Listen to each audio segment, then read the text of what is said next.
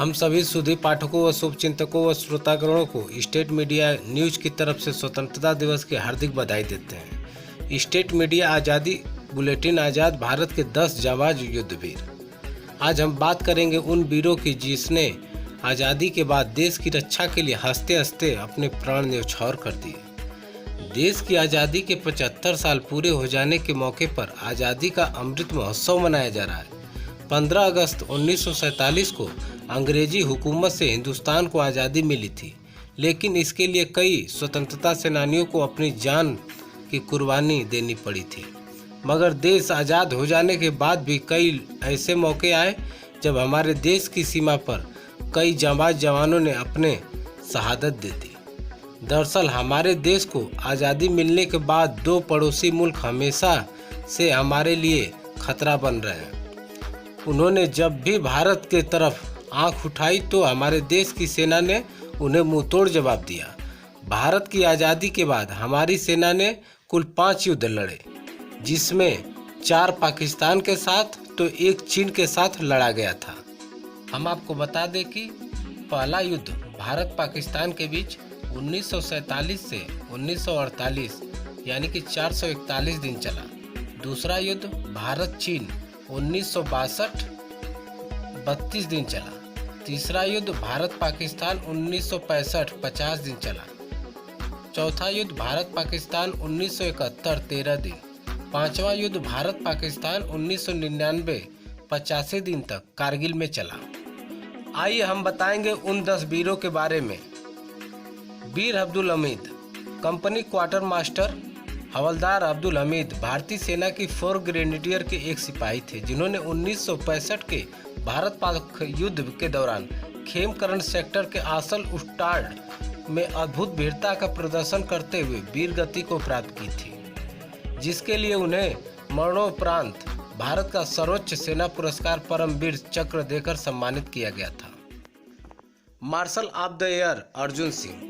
अर्जुन सिंह का पूरा नाम अर्जुन सिंह औलख था। वह भारतीय वायुसेना के एकमात्र अधिकारी थे जिन्हें marshal of the air force पद पर प्रोन्नत किया गया था। 1965 के भारत पाक युद्ध के समय वायुसेना की कमान को सफलतापूर्वक संभालने के लिए उन्हें भारत सरकार ने पद्म भूषण से सम्मानित किया था।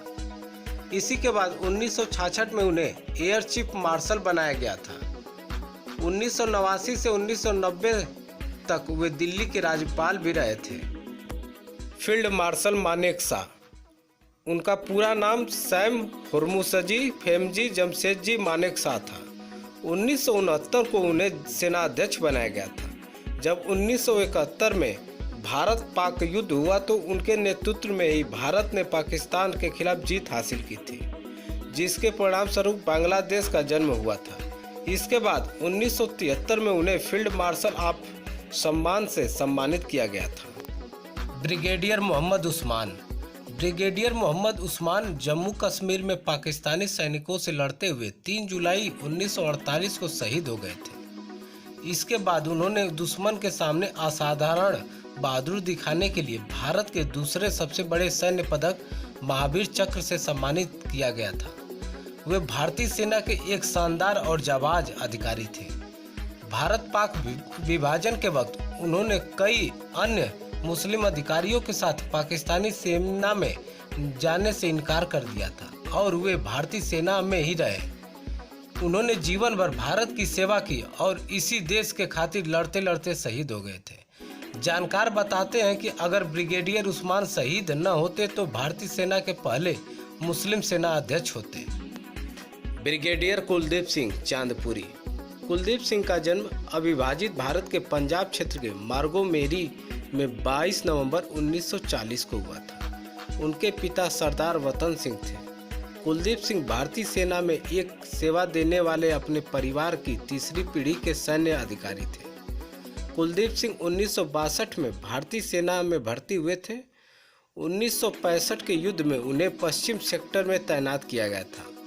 उन्होंने लोंगेवाला के प्रसिद्ध युद्ध में भारतीय सेना का वीरता के साथ नेतृत्व किया था, जिसके लिए उन्हें महावीर चक्र से सम्मानित किया गया था। इसके साथ ही ब्रिगेडियर कुलदीप सिंह चांदपुरी को परमवीर चक्र विशिष्ट सेवा मेडल से सम्मानित किया गया था।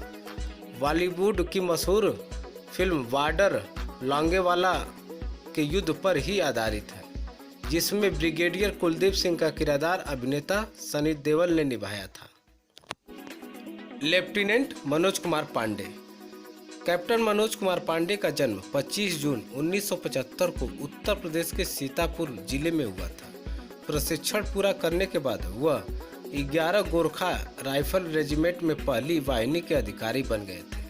3 जुलाई 1999 को कश्मीर में कारगिल युद्ध के दौरान वीरगति को प्राप्त हुए।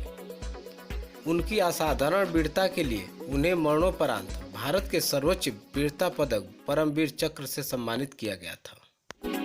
कैप्टन विक्रम बत्रा। कैप्टन विक्रम बत्रा 7 जुलाई 1999 को कारगिल युद्ध में अभूतपूर्व वीरता दिखाते हुए वीरगति को प्राप्त हो गए थे। उन्हें मरणोपरांत भारत के सर्वोच्च वीरता सम्मान परमवीर चक्र से सम्मानित किया गया था। विक्रम का चयन सीडीएस के जरिए सेना में हुआ था। जुलाई 1996 में उन्होंने भारतीय सैन्य अकादमी देहरादून में प्रवेश पाया था। दिसंबर 1997 में प्रशिक्षण खत्म होने के बाद उन्हें 6 दिसंबर 1997 को जम्मू के सोपोर इलाके में सेना की 13 जम्मू कश्मीर राइफल में लेफ्टिनेंट के पद पर नियुक्ति दी गई थी। 1 जून 1999 को उनकी टुकड़ी को कारगिल युद्ध में भेजा गया था। हम और राखी नाव जीतने के बाद विक्रम को लेफ्टिनेंट से कैप्टन बना दिया गया था। उनकी बहादुरी के किस्से हमेशा अमर रहेंगे। ग्रेनेडियर योगेंद्र सिंह यादव। योगेंद्र सिंह यादव को कारगिल युद्ध के दौरान 4 जुलाई 1999 को असाधारण वीरता का प्रदर्शन करने के लिए उच्चतम भारतीय सैन्य सम्मान परमवीर चक्र से सम्मानित किया गया था। मात्र 19 वर्ष की आयु में परमवीर चक्र हासिल करने वाले ग्रेनेडियर योगेंद्र सिंह यादव सबसे कम उम्र के फौजी थे जिन्हें यह सम्मान प्राप्त हुआ था। ग्रेनेडियर योगेंद्र यादव 18 ग्रेनेडियर्स के साथ कार्यरत कमांडो प्लाटून घातक का हिस्सा थे, जिसने 4 जुलाई 1999 के शुरुआती घंटों में टाइगर हिल पर 3 सामरिक बंकरों पर कब्जा किया था। यादव स्वेच्छा से चट्टान पर चढ़ गए थे और हालात को देखते हुए वहां रस्सियों का जाल फैला दिया था। तभी आधे रास्ते में दुश्मन ने बंकर से मशीन गन और रॉकेट से हमला कर दिया था, जिसमें प्लाटून कमांडर 2 अन्य जवान शहीद हो गए थे। तब गले और कंधे में 3 गोलियों के लगने के बावजूद योगेंद्र सिंह यादव चोटी के शीर्ष पर पहुंच गए थे और फिर गंभीर रूप से घायल होने के बावजूद वह पहले बंकर में घुस गए और एक ग्रेनेड से 4 पाकिस्तानी सैनिकों के होश उड़ा दिया था। उनकी वजह से बाकी प्लाटून चट्टान पर चढ़ने का मौका मिला था और टाइगर हिल पर फिर से कब्जा हो गया था। कैप्टन हनीफुद्दीन। देश की राजधानी दिल्ली के रहने वाले हनीफुद्दीन का जन्म 13 अगस्त 1974 को हुआ था। महज 8 साल की कम उम्र में ही उन्होंने अपने पिता को खो दिया था। भारत पाक के बीच कारगिल युद्ध प्रारंभ हो चुका था। उसी दौरान दुश्मन घुसपैठियों को रोकने के मकसद से 6 जून 1999 को लद्दाख के तुस्तुक एरिया में 18,000 फीट की ऊंचाई ऑपरेशन ठंड खाल्ड शुरू किया गया था, जिसे 11 राजपूताना राइफल्स की एक टुकड़ी ऑपरेट कर रही थी। इस पूरे ऑपरेशन को कैप्टन हनीफुद्दीन लीड कर रहे थे। उनकी टीम में एक जूनियर कमीशन अधिकारी और 3 अन्य रैंक के अफसर शामिल थे। कैप्टन हनीफुद्दीन अदम्य साहस का परिचय देते हुए अपनी टुकड़ी के साथ आगे बढ़ रहे थे।